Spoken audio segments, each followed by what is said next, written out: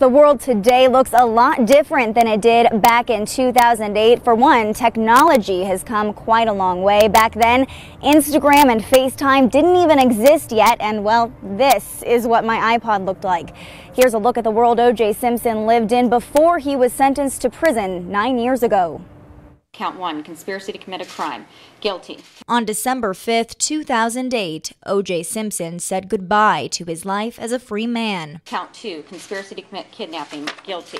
If Simpson is granted parole this week, he'll be released into a world that looks a lot different than it did 9 years ago. When OJ began his prison sentence, America was in the depths of the Great Recession. George W. Bush was still in office, and Barack Obama had just been elected as the 44th president of the United States. One of the biggest crime stories of 2008, next to O.J. Simpson's trial, of course, was the arrest of Casey Anthony, who was accused of murdering her 2-year-old daughter.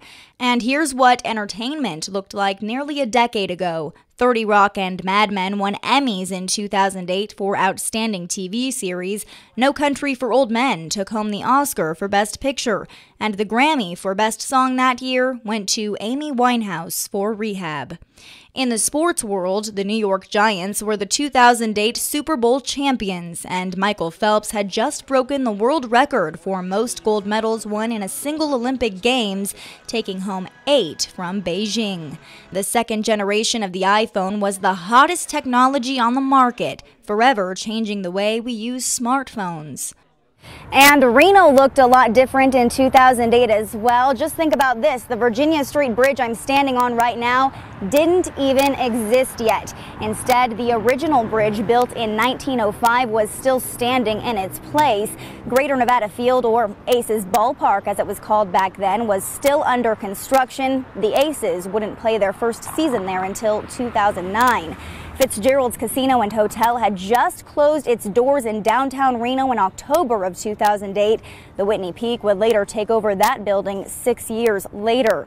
You may remember a series of earthquakes hit West Reno that spring. The strongest one shook the Somerset area, causing damage to some of the homes there. And well-known adventurer Steve Fawcett was declared dead in 2008 after going missing while flying a small aircraft over the Sierra Nevada mountains.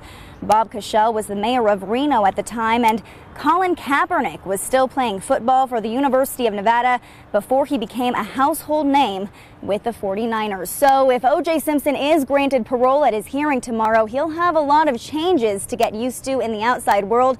Just think about how far social media has come in the past decade.